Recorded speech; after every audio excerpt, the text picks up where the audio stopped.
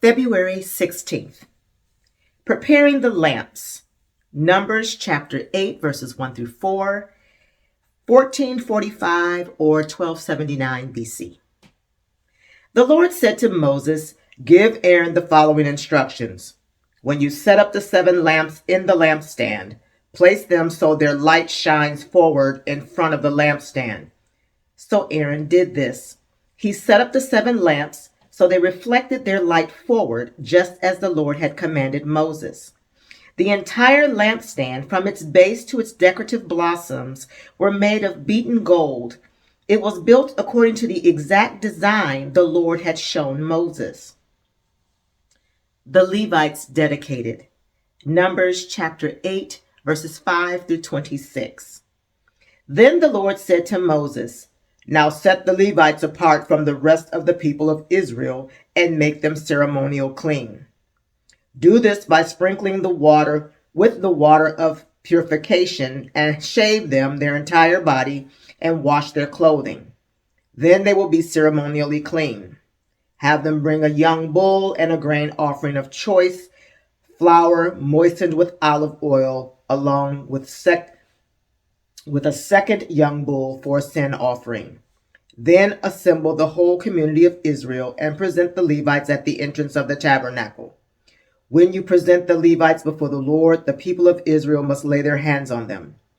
Raising his hands, Aaron must present the Levites to the Lord as a special offering from the people of Israel, thus dedicating them to the Lord's service.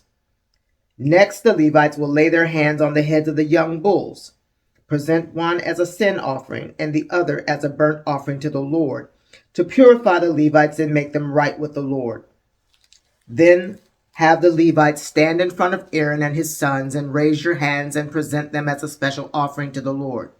In this way, you will set the Levites apart from the rest of the people of Israel, and the Levites will belong to me. After this, they may go into the tabernacle to do their work, because you have purified them and presented them as a special offering. Of all the people of Israel, the Levites are reserved for me. I have claimed them for myself in place of all the firstborn sons of the Israelites. I have taken the Levites and their substitutes. For all the firstborn males among the people of Israel are mine, both of people and of animals. I set them apart for myself on the day I struck down all the firstborn sons of the Egyptians. Yes, I have claimed the Levites in place of all the firstborn sons of Israel. And all of the Israelites I have assigned the Levites to Aaron and his sons. They will serve in the tabernacle on behalf of the Israelites and make sacrifices to purify the people, so no plague will strike them when they approach the sanctuary." So Moses, Aaron, and the whole community of Israel dedicated the Levites, carefully following all the Lord's instructions to Moses. The Levites purified themselves from sin and washed their clothes, and Aaron lifted them up and presented them to the Lord as a special offering. He then offered a sacrifice to purify them and make them right with the Lord. After that, the Levites went into the tabernacle to perform their duties, assisting Aaron and his sons. So they carried out all the commands that the Lord gave Moses concerning the Levites. The Lord also instructed Moses, "This is the rule of the Levites must follow. They must begin serving in the tabernacle at the age of 25, and they must retire at the age of 50. After retirement, they may assist their fellow Levites by serving as guards at the tabernacle, but they must not officiate in the service. This is how you must assign duties to the Levites." The second Passover. Numbers chapter 9, verses 1 through 14. 2 weeks after the tabernacle was finished, Israel celebrated the second Passover. A year after Israel's departure from Egypt, the Lord spoke to Moses in the wilderness of Sinai. In the first month of that year, he said, "Tell the Israelites to celebrate the Passover at the prescribed time, at twilight on the 14th day of the first month. Be sure to follow all my decrees and regulations concerning this celebration." So Moses told the people to celebrate the Passover in the wilderness of Sinai as twilight fell on the 14th day of the month. And they celebrated the festival there, just as the Lord had commanded Moses.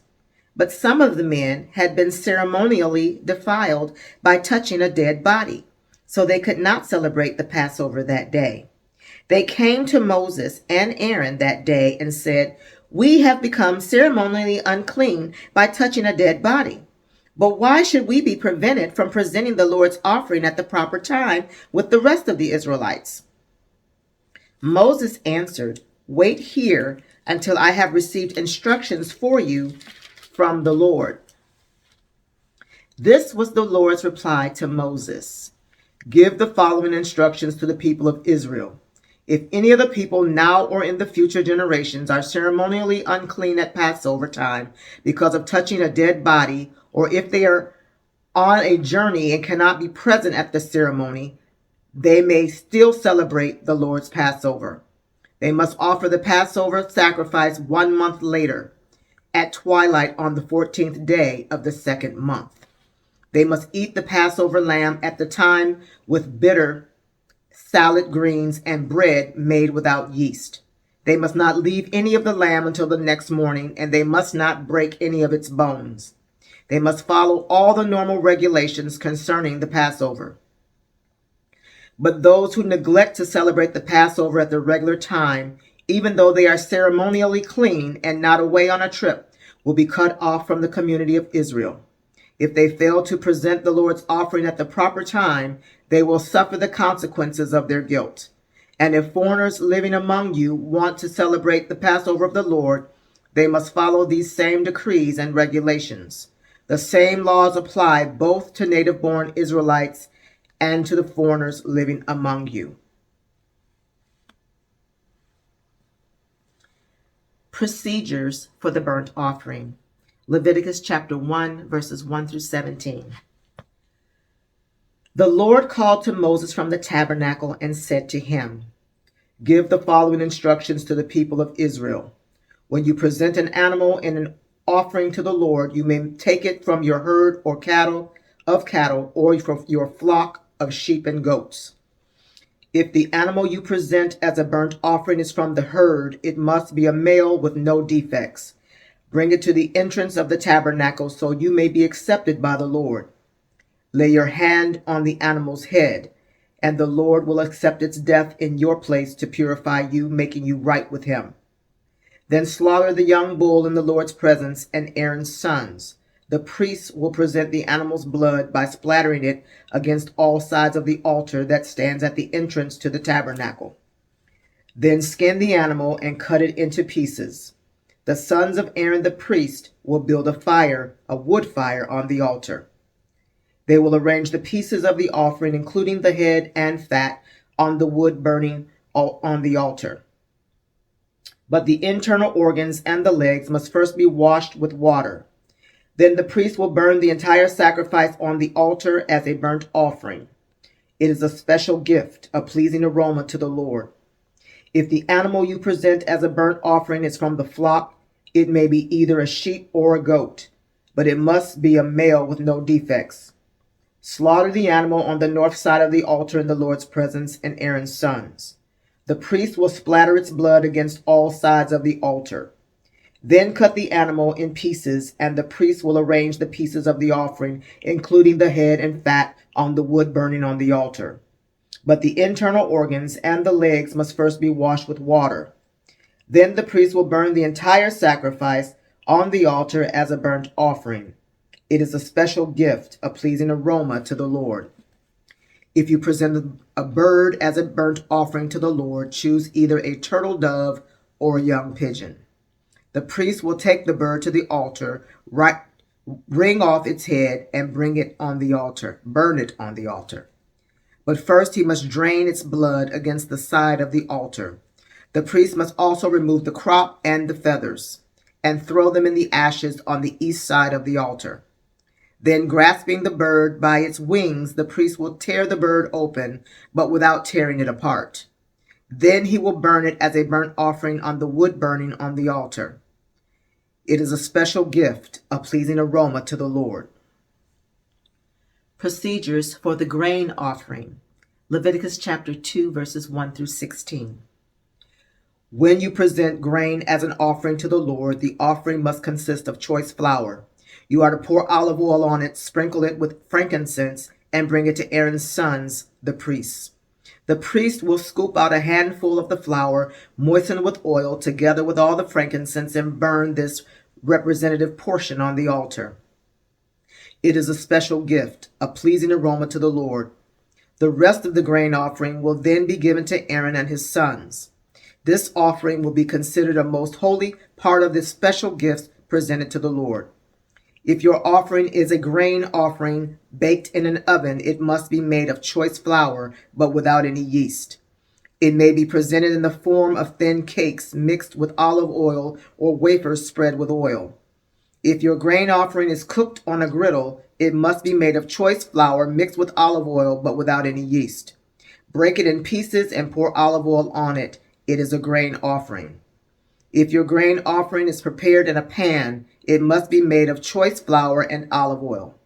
No matter how a grain offering for the Lord has been prepared, bring it to the priest, who will present it at the altar. The priest will take a representative portion of the grain offering and burn it on the altar. It is a special gift, a pleasing aroma to the Lord. The rest of the grain offering will then be given to Aaron and his sons as their food. This offering will be considered a most holy part of the special gifts presented to the Lord. Do not use yeast in preparing any of the grain offerings you present to the Lord, because no yeast or honey may be burned as a special gift presented to the Lord. You may add yeast and honey to an offering of the first crops of your harvest, but these must never be offered on the altar as a pleasing aroma to the Lord. Season all your grain offerings with salt to remind you of God's eternal covenant. Never forget to add salt to your grain offerings. If you present a grain offering to the Lord from the first portion of your harvest, bring fresh grain that is coarsely ground and roasted on a fire. Put olive oil on this grain offering and sprinkle it with frankincense. The priest will take a representative portion of the grain moistened with oil, together with all the frankincense, and burn it as a special gift presented to the Lord.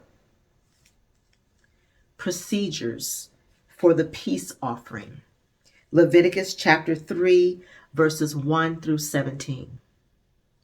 If you present an animal from the herd as a peace offering to the Lord, it may be a male or a female, but it must have no defects.